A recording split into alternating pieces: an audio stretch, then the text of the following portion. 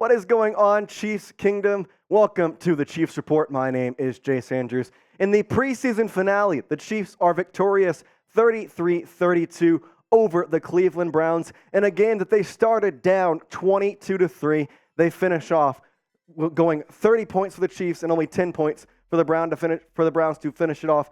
It was all around a game that didn't start for the Chiefs in the first quarter, maybe not even the second quarter, but until the second half. Everybody really looked flat-footed, kind of like, I don't want to be here, which was a little bit of a surprise given you're back home, you're in Arrowhead Stadium.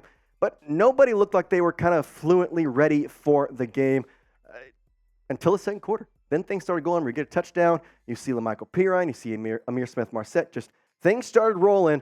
And once things got going, they could not be stopped. The snowball effect was in full effect.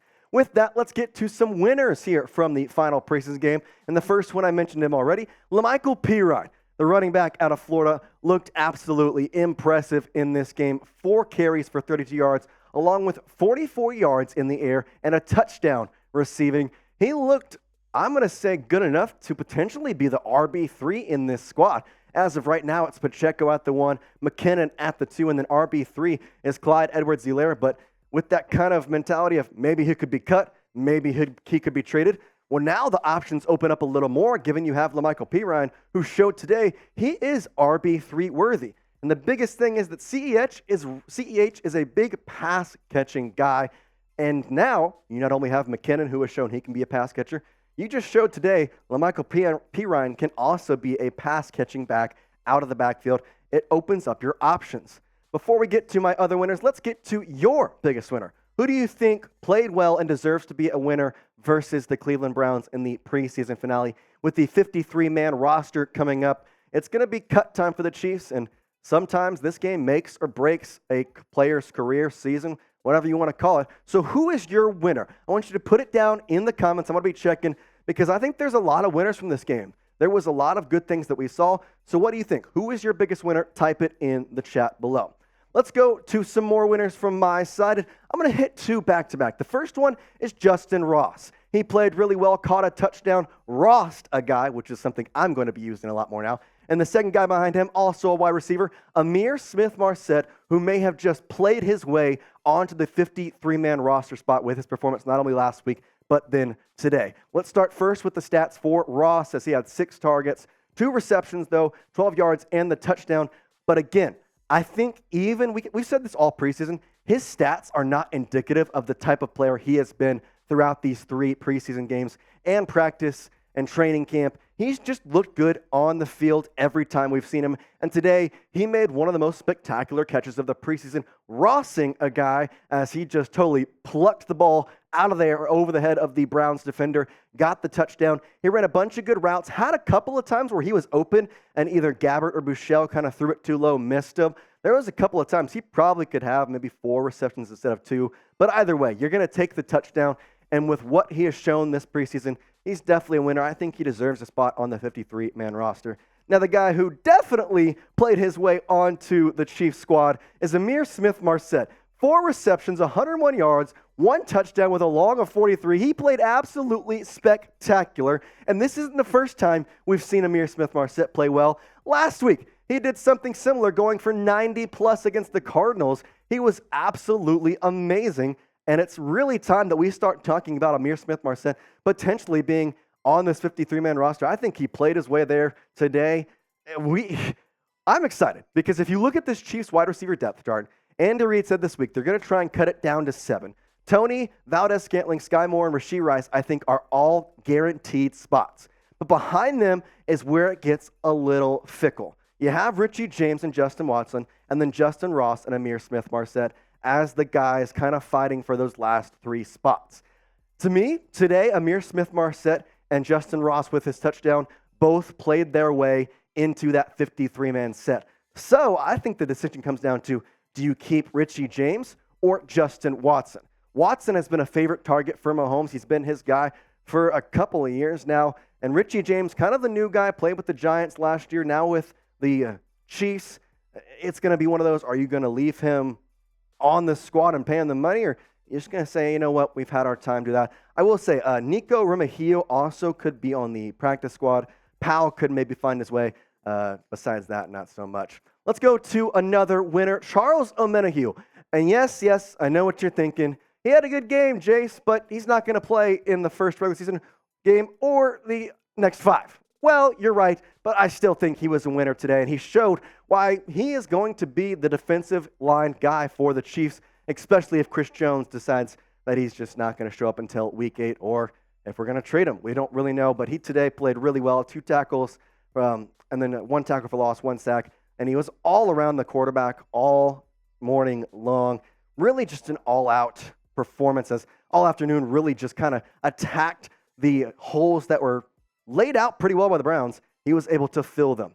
Let's go to the last winner, Cam Jones, the linebacker. He did get hurt at the very end of the game, so I hope he comes back in as well. The rookie had 7 tackles for loss and 1 pass breakup. He looked really, really good, and he's one of those guys. He was on the bubble before this game. I think he played himself into the 53-man roster today with his performance. I just hope that injury isn't too bad, because that could play a factor on whether or not he makes the squad or not. Before we get to our losers, I want to make sure you're subscribed to the Chiefs Report, because we have everything you need Kansas City Chiefs content right here on the Chiefs Report. You can subscribe youtube.com/ChiefsTV, or you can click the little red subscribe button. We'll also have the link in the description and the comment section below. Make sure you're subscribed for all the Chiefs news. Let's get to my losers. The first one is Shane Buechele, and this is simply put, he lost the QB2 battle today. That's what happened. He didn't play amazing. I don't want to necessarily say he played bad, because although he had 2 interceptions, I think maybe only one of them was his fault, and supposedly that one was tipped at the line of scrimmage, although hard to see. But when you're fighting for a QB2 spot and you go 8 for 17 with 2 interceptions, and your counterpart who was also fighting had a pretty good game, 10 for 18 with 2 touchdowns and 169 yards, that's not going to help your case. Plus, the experience already was on Gabbert's side. So for Buechele to come in and take that 2 spot, he was going to have to basically leave no doubt. And there was some doubt left. And honestly, at this point, I think it's pretty clear cut that it's Blaine Gabbert. But I want to know what you think. Type SB in the chat if you still think Shane Buechele deserves that QB2 role. And then type BG if you think Blaine Gabbert deserves that QB2 role. Again, I think it's Blaine Gabbert. I'm typing the BG in the comment. But let me know what you think. Type it in the comments below. I want to know, because Shane did look good last week, but this week it was just a really tough game for him to get going. My second loser from today's game was Clyde Edwards-Helaire. The running back out of LSU might have played his way off the squad today. He has not looked good at all in preseason, and today was just another installment of why he does not need to be on the Chiefs. Looking at the running back depth chart, I mentioned it with Perine, but Pacheco and McKinnon are the 1-2 punch. And then behind him, you have Prince, who maybe can make the practice squad. Depending on what happens with CEH, you could cut him, possibly have Prince on there. And then La'Mical Perine, I think, is RB3 without a doubt at this point. He deserves that spot. He can catch the ball. He can run the ball. He's gotten 4 years under his belt. He's going to take that spot. And with the performance today from CEH, I'd be hard-pressed to say he stays on this team before the Lions' opening game. Let's go to my third loser, Matt Bushman. Now, his stats, well, they're okay. 2 receptions, 24 yards, and 1 touchdown. The problem is, at the end of the first half, there was a pass from Blaine Gabbert that hit Matt Bushman right here, hands, chest, right here, and it just bounced off him. He couldn't catch it, couldn't reel it in, and it was the second tip drill pick 6 of the day as it bounced off him. Browns defender grabbed it, ran it straight into the end zone, and that was just a real kick in the pants, to say the least, to end the first half.